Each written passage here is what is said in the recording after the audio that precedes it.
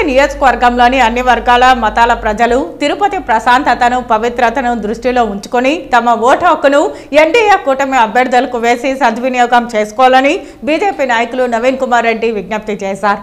తిరుపతి వైకాపా అభ్యర్థులకు ఓట్లు వేస్తే ప్రతి వీధిలో ప్రతి ఇంటి ముందు గంజాయి మొక్కలు నాటుతారని, ఎన్డీఏ కూటమి అభ్యర్థులకు ఓట్లు వేస్తే ప్రతి వీధిలో ప్రతి ఇంటి ముందు తులసి మొక్కలు నాటే బాధ్యతను కూటమి అభ్యర్థుల తరపున తాను తీసుకుంటానని హామీ ఇస్తున్నానని అన్నారు.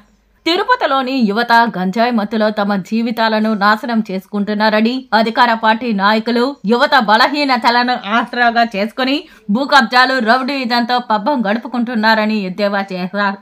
తిరుపతిలోని వ్యాపారస్తులు, ఉద్యోగస్తులు, స్థానికులు స్వేచ్ఛగా తమ బ్రతుకులు బ్రతకాలంటే వ్యాపారాలు చేసుకోవాలన్నా ఎన్డీఏ కూటమి అభ్యర్థులను గెలవాల్సిన సమయం ఆసన్నమైందని పిలుపునిచ్చారు. తిరుమల శ్రీవారి నిధులను దర్జాగా దోచేస్తున్నారని, 3 నామాల వాడికే పంగనామాలు పెట్టేస్తున్నారని ఎద్దేవా చేశారు.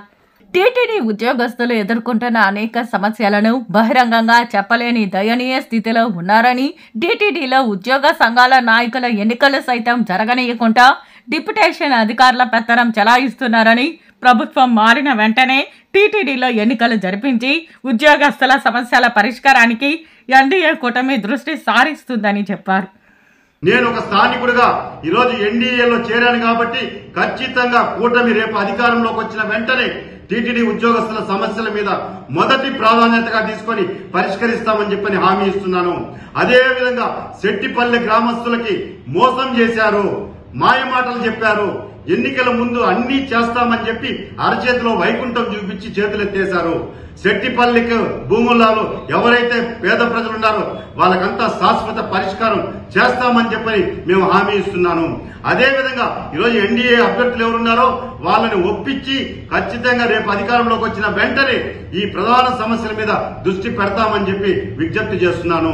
ఈరోజు పవిత్రత, ఈరోజు అరాచకాలు పెరిగిపోయినాయి, భూ కబ్జాలు పెరిగిపోయినాయి, మాస్టర్ ప్లాన్ రోడ్ల పేరుతో ఎలా దోచుకున్నారో ప్రజలంతా కూడా చూస్తున్నారు, కంటికి కనపడుతుంది.